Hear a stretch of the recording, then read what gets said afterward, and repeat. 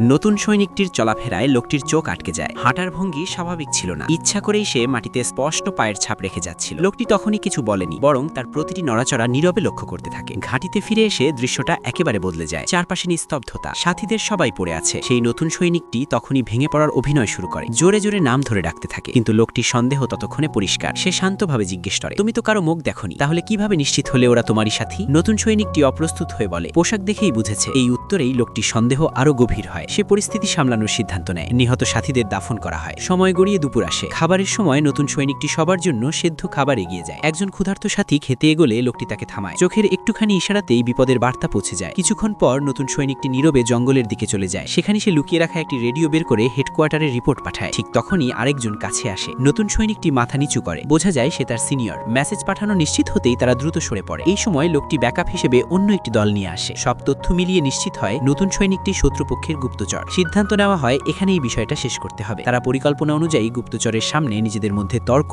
আর হাতাহাতির অভিনয় শুরু করে। গোলমাল বাড়তেই লোকটি হঠাৎ একটি কোড ওয়ার্ড উচ্চারণ করে। সঙ্গে সঙ্গে তার সাথীরা কভার নেয়। যারা কোড বুঝতে পারেনি তারা তখনই ধরা পড়ে যায়। পরিস্থিতি দ্রুত নিয়ন্ত্রণে আসে। এরপর লোকটি দল নিয়ে পাহাড়ে অবস্থান নেয়। লক্ষ্য একটাই, শত্রুপক্ষের সাপ্লাই। দূরবীন দিয়ে গাড়ির টায়ার দেখেই সে অস্বাভাবিক কিছু বুঝে ফেলে। ধারণা হয় শত্রু খালি ট্রাক দিয়ে ফাঁক পাচ্ছে। তাই সে খালি ট্রাকগুলোকে যেতে দেয়, অপেক্ষা করে আসল সাপ্লাই কনভয়ের জন্য। ট্রাক চলে যাওয়ার পর রাস্তার নির্দিষ্ট জায়গায় বিস্ফোরক বসানোর নির্দেশ দেয়। রাত নামার সঙ্গে সঙ্গেই আসল সাপ্লাই কনভয় চলতে শুরু করে। শত্রুদল ফাঁদে ঢুকতেই পাহাড় থেকে বাধা দড়ি কেটে দেওয়া হয়। মুহূর্তে বিশাল পাথর নিচে গড়িয়ে পড়ে। এলাকায় বিশৃঙ্খলা তৈরি হয়। ঠিক তখনই লোকটি এবং তার দল অবস্থানগত সুবিধা নিয়ে দ্রুত অভিযান শেষ করে। পাহাড় আবার নিস্তব্ধ হয়ে যায়। পরিকল্পনাটা একদম নিখুঁতভাবে কাজ করেছিল।